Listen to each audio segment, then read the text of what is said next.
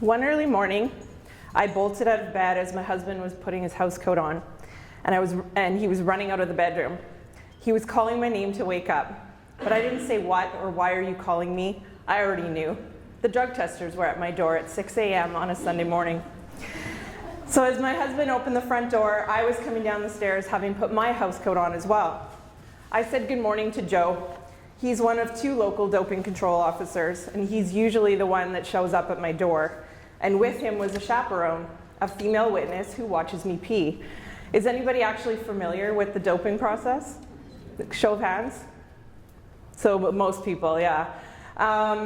So yes, she has to watch me pee and see the urine exit my body and enter the cup. And of course, we had to be on the Adams program where they could show up at our door on, at any time. They had to know our whereabouts. They had to know what our overnight accommodation was. So I invited Joe and the chaperone in, even though he's been to my house enough times that he knows where to go.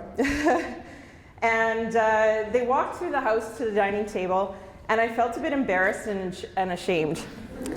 My house was a mess, and I'm not gonna lie, this is not my house, because who takes a picture of their house when it's a mess? But toys were scattered everywhere from my then 5-year-old. Laundry was hanging on the clothes horses between the kitchen and the dining area, and crumbs and other little pieces of food were still on the floor from the previous night's supper. But what could I do? They were already at my house, and I'm not I Dream of Jeannie. But you know what? It's who I am. Sure, I would love a spotless house and a now 6-year-old who puts away every last toy, but I don't. I have a busy life of parenting, traveling, training, maybe not so much anymore, and also trying to look after myself. So I told myself to let it go. Let go of the embarrassment and the shame. Let go of the expectation that I should have a spotless house, whether it's my expectation or somebody else's expectation or a societal expectation. I believe there is an expectation or a perception that as a successful woman, a high-profile woman, an Olympic athlete, that I have it all together and that I have a balance. But as you can tell from this story, this is not the case. So good afternoon, and thank you for having me here to talk about my journey. I want to talk to you about letting go of those expectations, about being authentic, being true to yourself, and the importance of support. Sometimes the importance of a few encouraging words, both in giving them and receiving them. So at the time, I accepted that this was who I was, or am, at least for now. This was the situation right now at that time. I'm not perfect. No one is. But saying that I am not perfect and living it are different, because those expectations are still there. As I gain experience and knowledge and a few birthdays, I learn and I reflect. I recognize when there are expectations, what to do with them, are they realistic, and let go if necessary, and to focus on my best. And the key word is my. In 2006, my brother and sister-in-law and I went to Nepal, and we trekked for 27 days in the Himalayas. My brother he's 9 years older than I am. He's a real active guy. He's always nonstop, endless energy. I don't know where he gets it from. And my sister-in-law was an elite rower who had recently retired from the national team and had competed at World Championships. So we started trekking in Nepal, and I was exhausted. Feeling like I had to keep up with my brother and my sister-in-law. I felt like I was always bringing up the rear of the group. We had hired our own Sherpa, so it was the 3 of us and our Sherpa. And I just felt this burden and this expectation that I had to keep up with them. I was an athlete. I should be able to keep up with them on this trail. But by the end of day 1, I was bawling. I was so exhausted after 7 hours of trekking on day 1. I was crying, and I didn't know how I was going to do another 26 days. Lunchtime the next day, I was crying again. So I finally got over the hump and got into a bit of a groove, but I just always felt this burden. So I actually had my iPod with me, and I was listening to it. There was the odd little village that we could find some electricity to charge little things like that. And the Fleetwood Mac song, Go Your Own Way, came on. So I started singing that to myself on the trail. It was like my little mantra. I can't tell you what the other four, or what the rest of the words in that song are, but I know those 4 words because I repeated them to myself on the trail. Go your own way, go your own way, go your own way. It was a reminder to me that I could only control myself. It was a reminder that I could only do what I could do, not what my brother or sister-in-law expected of me or what they expected of themselves, because I was different. And so it meant for me to focus on me and just be me and my true self. There's a famous Austrian psychiatrist and neurologist, Viktor Frankl, who has a quote that says, "Everything can be taken from a person but one thing, the last of the human freedoms, to choose one's attitude in any given set of circumstances, to choose one's own way." So being authentic and true to yourself is what's best for you. Staying true to you and your values. Being authentic, being present, being connected to the moment is where my balance comes. But at some point, when it becomes harder and harder to balance things, something has to give.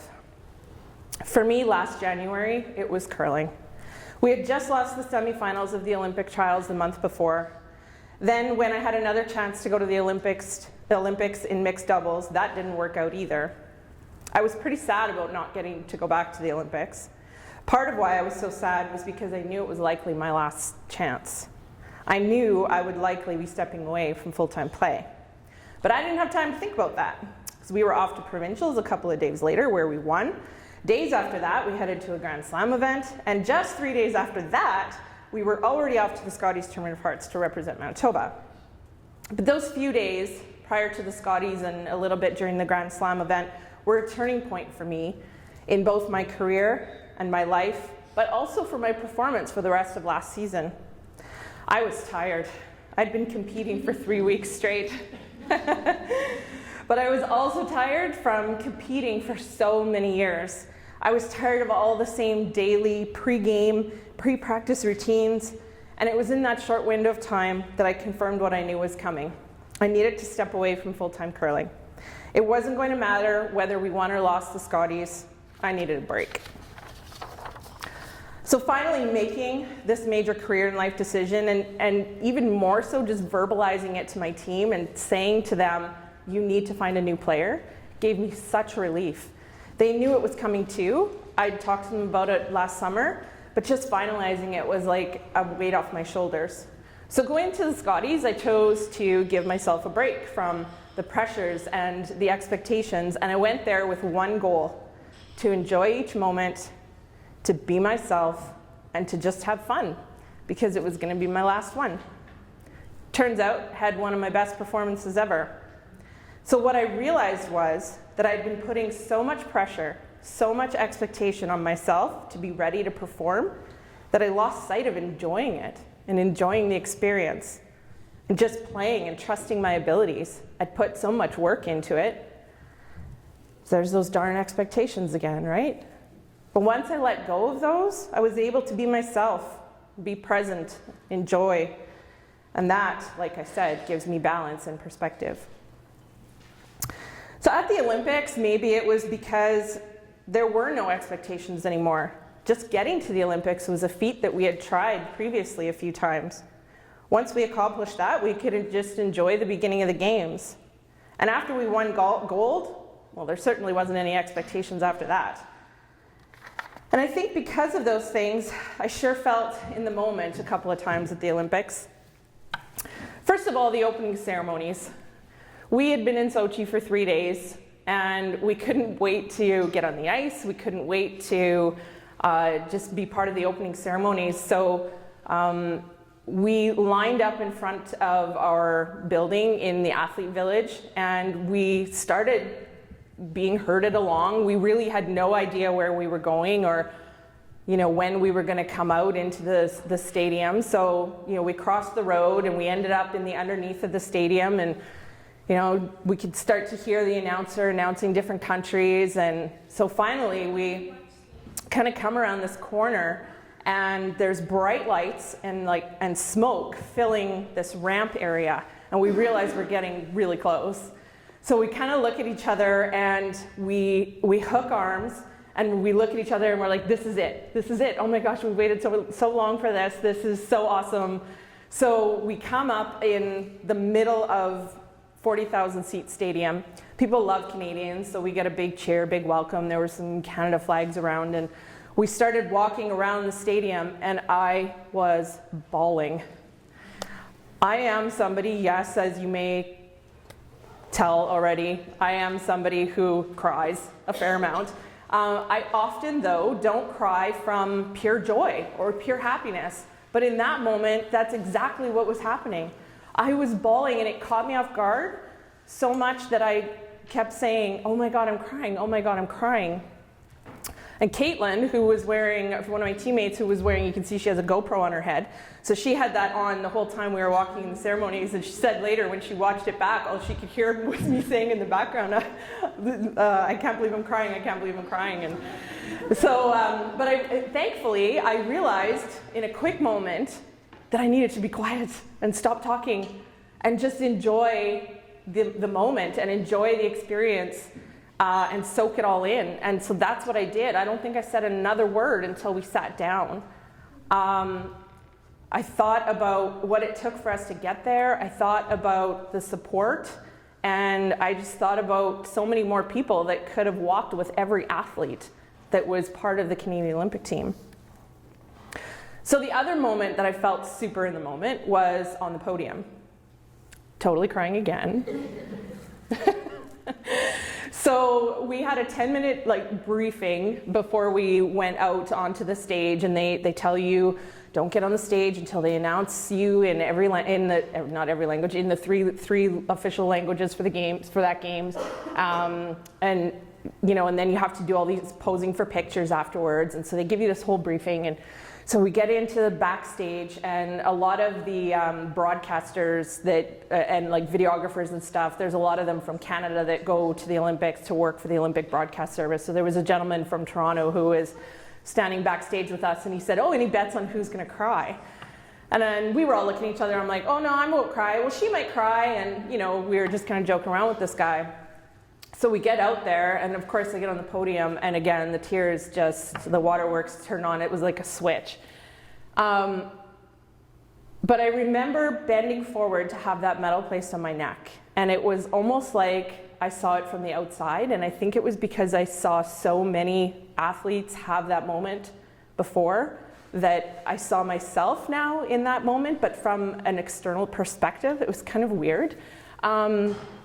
But after the gentleman who you see there that's presenting our medals, I can't remember exactly his background, but he was an Olympic athlete from Russia, something like wrestling or weightlifting, like he was a burly Russian guy, and he had Olympic medals of his own. So after he finished presenting the medals, he walked back in front of us and he says, "This is happy moment." We're like, yes, we know, we're really so happy. And again, just thinking of all the people that should have been up there with us, that could have been up there with us. Unfortunately, coaches who can't be up there with us and don't get a medal, they're a huge part of why we were standing there. Family, because I had a 2-year-old daughter at the time, and she was staying with my brother for the 2 weeks that my husband was away. Friends who I don't see all winter because I don't have the time, and yet they're still my friend. So there's just so many people that I felt had to be up there with us. So while letting go of expectations, enjoying the moment can help you exceed, I've always felt that support can make a huge difference as well. And I actually believe that it can make or break it sometimes. So back in Nepal, our goal was to get to the base camp for Mount Everest. So there was a village that we stayed in, and we did a day trip to the base camp, and then we also did a day trip to the viewpoint for Mount Everest, because you can't actually see Everest from base camp. So we got up really early this particular morning so that we could see the sunrise over Everest. And as we were walking up to the viewpoint, my brother and sister-in-law had gotten on a good pace that day, and so they were up ahead of me, and our Sherpa was with me. And I just kept, I'd take a few steps and I would stop and I'd look down. I could see the tea house that we were staying at, and I was experiencing some altitude sickness by that point, so I was just feeling exhausted and nauseous, and I really just wanted to curl up in a ball and go to sleep or go back to the lodge. And I didn't even know what to do with myself. And then finally, my brother came back to check on me, and he just looked at me and said, "You came all this way. Don't stop now." And he's like, "Just keep moving. Even if you're taking baby steps, just keep moving. Because when you stop and you have to start again, it's harder. Just keep moving." So I literally shuffled my way the rest of the way up the side of the mountain. So I made it. And that's Everest with the clouds. It doesn't look like the biggest mountain in the picture, but it's just because of the depth. But that's Everest with the clouds there. Another story of support was just actually at the Olympics, and Jennifer, who I've played with for 23 years. We're at the Olympics and I have a bad game. And we have to go through the mix zone, like the media zone after the Olympic, or after each game. And the media had stopped me and asked about my play. And it kind of got to me. We didn't lose the game, because we didn't lose a game, thankfully. But I went into, we had our own private, like personal change room. So I went in there, and Jen was always the last to come in because she was always the one getting the most media. And I was upset because of my play and that the media was asking me about it. And so I was having a little cry with the girls. And Jen came in and said, what's the matter? Like, what's going on? You know, like she was wondering why I was like so upset. And I just said, well, I'm just mad at myself that I didn't play very well. And she sat on the edge of her chair and leaned forward and looked me straight in the eye. And she's like, "Jilly, there's nobody I would rather have here at the Olympics on my team. Your average is better than most people's best. And so just remember that and you'll be fine." So I was. Yeah, so I went out and I played well after that. So my hope for all of you is that you are able to get that same kind of support, but we have to be willing to give it as well. I also hope you'll check in with yourself once in a while and see where those expectations are coming from, because we all have them. Are they realistic? And make a true effort to let go of them if you need to, and to just live in the moment. And most of all, go your own way. Thanks.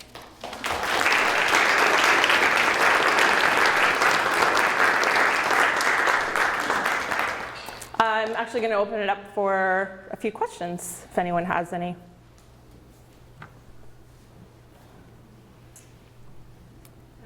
Yeah. So how does it feel going from an extreme competitor, not being one? That must be a big transition. Mm-hmm.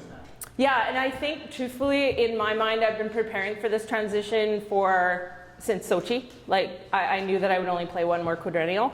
So I think mentally I've kind of been preparing for it, thinking about it, visualizing what my life might look like afterward, but also knowing that there was probably going to be some doors opening for me once I decided to step away, and that's actually what's happened. There's been a few doors that have opened, and I've tried to keep the doors open at this time until I determine exactly what it is I want to do and will feel the most pleasure in doing, and whether that's coaching or broadcasting or something else. So it's been challenging in different ways. My schedule has turned out to be reasonably busy, which I think is good. I'm actually playing 3 events this year. But my team has already played 3 events, and I'm only playing 3 all season. I'm actually going to China with them. I leave tomorrow to play in an event with them. So, but I'm also doing some broadcasting for CBC. I've been elected to the Athlete Commission for the World Curling Federation, so I have some responsibilities and some travel around that. And then I'm actually alternate player at the Scotties for Team Jones. So I think that helps, that I've kind of kept my schedule a little bit busy. There was a period at the beginning of the season where I felt left out. I felt like I was missing out, and I was teaching at Reed Crothers Curling Camp, and all the players are coming at lunchtime to practice, and I'm not out there, so I just felt like something wasn't right. And And I think the important thing through the whole thing for me has just been addressing any sort of feeling that I have and making sure, because there's no wrong feeling. There's no, every feeling that you have going through anything, not just a transition period, is really important to just address. So I think for me, that's been the most significant thing, is just not ignoring any sort of feelings that I have. And yeah, just keeping doors open until I can figure out exactly what it is I want to do. Anybody else? Aside from the sport memories of Sochi, what do you remember outside of the venue and sporting medals? Outside of the curling sport kind of thing? Yeah, I just remember how awesome it was. Really, and for us, we were fortunate in that we didn't lose a game. We won the gold medal. Like, there wasn't really a lot for us to have a bad experience about, you know? And I think we also had a perspective going into it that it didn't matter what came our way. We were going to be ready to deal with it, and we would figure out a way. Thankfully, the Sochi Games was like Disneyland for athletes because everything was in the same park. It was a 7-minute walk for us from our venue to our from our apartment to our dressing room. But that also made it easy for us to go see some of the other sports, which was awesome. And just being part of the Canadian Olympic team, so you know, we would go to the athletes lounge, for like the Canadian athletes lounge in the village, and we'd run into other athletes and we'd play ping pong with other athletes, and just being part of that greater team was something special. And I'm sure you hear athletes talk about that a lot. I'm not sure I can truly pinpoint why that is, but it just was really special to be part of that greater team and to feel the support from the other athletes and them knowing how we were doing. You know, we'd see them in the dining hall or in the athlete lounge, and they'd be like, "Oh, you guys won today, hey? Like, yeah, awesome, you guys are doing great." And you know, we would give them the same support back. So just the whole experience, it was special. Yes. So the core of your team stayed together for a pretty long time and performed at a really high level for a long time. What do you think led to that within the group dynamic? How were you able to? This is hard to do at that high level for that length of time with such a close group. Yes, I completely agree. And I think that's something that's special about curling, is that we have such a small group. But I think for us, what worked was that we were actually quite different. So because of that, we brought different things. You know, one player thinks outside the box, one player thinks more about the mental side, one player thinks more about planning and preparation, and I think we just all had these roles and responsibilities that we made clear, and we were able to bring that. And we also just had accountability, you know, like we didn't worry about what each other was doing in terms of preparation or training or whatever. Our rule was like, yeah, we kind of expect you to do that, but if you don't do it and you show up and you still play 95%, okay. But if you show up and, you know, start playing 70% all the time, well then, you know, we're gonna have to sit down and talk about that. But so I think those were a couple of things, and I think sometimes being able to have those hard conversations too, especially as women. I was saying to somebody earlier that I've always felt that men can kind of have it out with each other and they sit down and have a beer 5 minutes later, and I feel that women can't do that. We hang on to things a little longer. I don't know if it's an insecurity thing or just a sensitivity. We're just built differently, and that's okay, but we just have to recognize how we deal with that and making sure that molehills don't become mountains.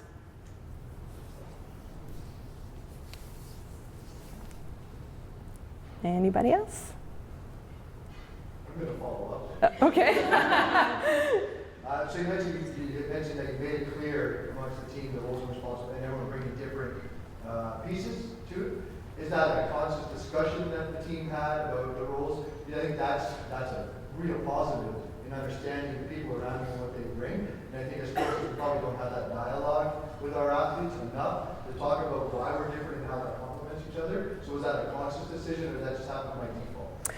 A little bit of both, I would say. I think years ago, when the core of this team came together, we had those conversations with with our sports psychologist at the time, facilitating those conversations for us to help each other learn about each other, and so that we knew what worked and what didn't, what we wanted to hear, what we didn't want to hear.